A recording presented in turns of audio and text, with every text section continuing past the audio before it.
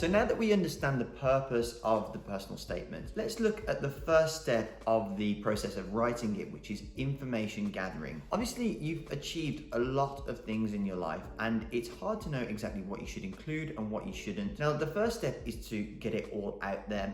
And I say it's quite hard to kind of get all the information, all your achievements, everything you've ever done out in one go. So this is something that really over the next few days to a week, you should really just start getting your mind in that mind frame of what have I achieved. And as you kind of start thinking more and more about it, things will come to you, and you'll remember things that you'd completely forgot about, which are actually amazing achievements that you'd never realized how significant they were, or maybe just forgot about, and they'll start coming to you over time. So I think the first step towards this process is to keep something somewhere where you're gathering all the achievements that you've made. Now, you can have it on, a Word document or something on a computer, but I also think keeping something on your notes, and because as you're walking along, maybe to catch the train or something, you might remember and think, oh God, yeah, there's that thing that I did a few years ago, which is actually really cool, or like a really good achievement, or shines me in a really good light. I completely forgot. So have somewhere to capture all those things. As your mind is working and you kind of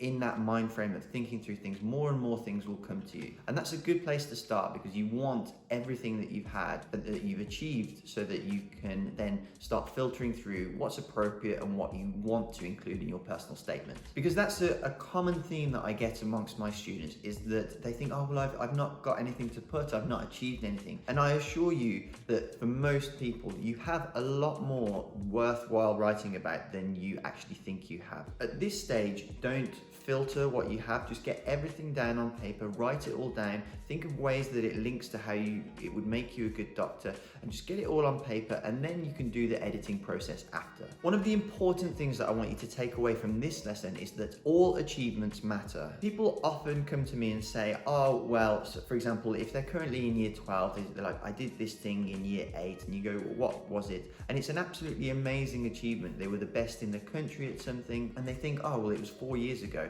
Just because it was 4 years ago doesn't mean that it doesn't devalue the achievement. It doesn't make it any less important or any less of a sign that you're a good candidate. Now, we'll come on to dates, and I'll explain in subsequent videos about dates, but really, dates don't matter. No one is asking you to include in 2016, September, I achieved this. That doesn't really matter. What matters is the fact that you achieved it, and that you understand that it either has a lesson that you've learned or developed a trait in you that contribute to you becoming a great doctor. Ultimately, the only thing that's going to matter with dates is if they ask you about it, obviously just tell the truth, but it's how you frame it. Because, for example, with that example of someone who achieved something in year 8, then you can say, well, that just shows that from a young age I developed X skill, or I developed the leadership, or I have shown that I'm an outstanding student since a very young age. So time and how long ago it was doesn't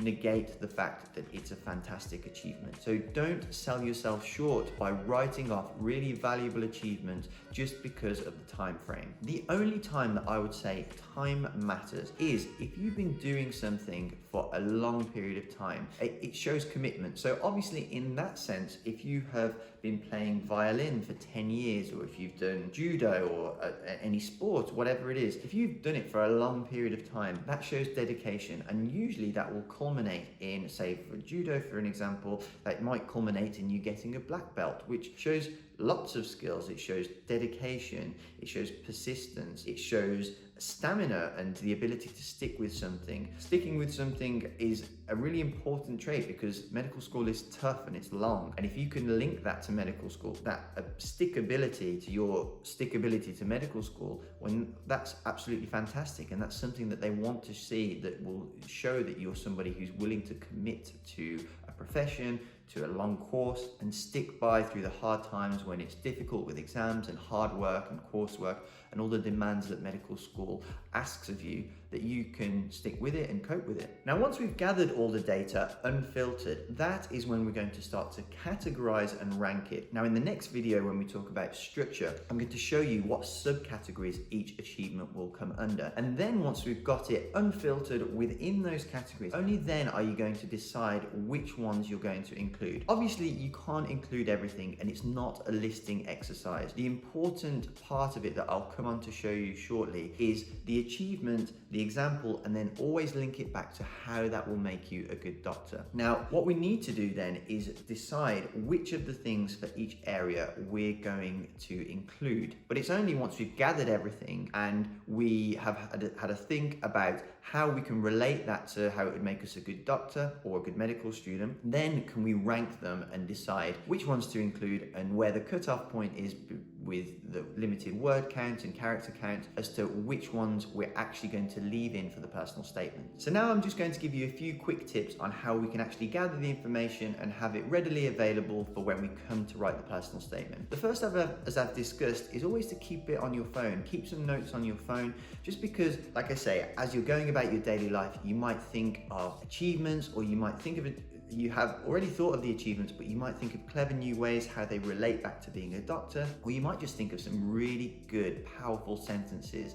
As you know, you might be walking in the park and you think, oh, that would be really good to put in my personal statement. So it's really good to just have notes there, to just jot them down, have somewhere to capture them, because I do this all the time. I have great ideas for lots of things, really. And then if I always say I'm going to write it down later, or I'm going to remember it, I promise you, you don't remember things as well as you think, or you won't be able to put it quite in the way that you thought. So make sure that it's so important. If you kind of get up first thing and I often, when I wake up, have amazing ideas of how to write things. You need to do it straight away. Don't wait, because you lose the idea, you lose that inspiration, and that kind of panache that you had when you thought about it the first time and you were inspired will be lost if you leave it to time and kind of let it fade in your memory from how it was originally thought up. The second one is a tip that I actually learned from one of my colleagues who's a tutor on my course, who actually in the live Q&A that I'll link you to later, she will describe a little bit more. But what she did was got a very large kind of A3, maybe even A2 poster that she put up. And as she thought of things, she would add them. She said she's a very visual learner, so she would add them to this kind of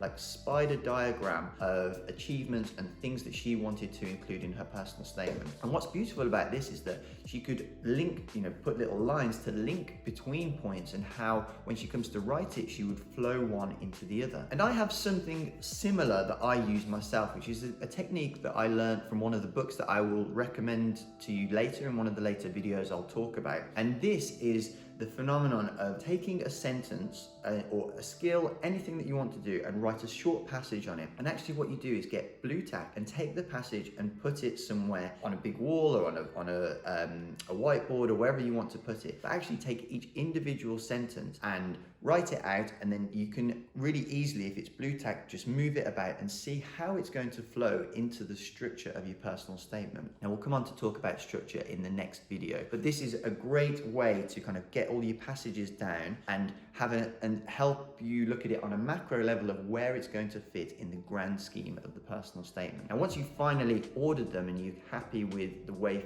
things flow into each other, you'll probably have to do a rewrite to make it all coherent as one big piece. But it's a great place to start with ordering things, stopping writer's block as well, because if you can just write little sentences, then at least you've got stuff to start with, and then you can get an order, and then you can go back and rewrite it properly. So in summary, when gathering information, don't be too judgy with what you include. To start with, include everything and then do your filtering later.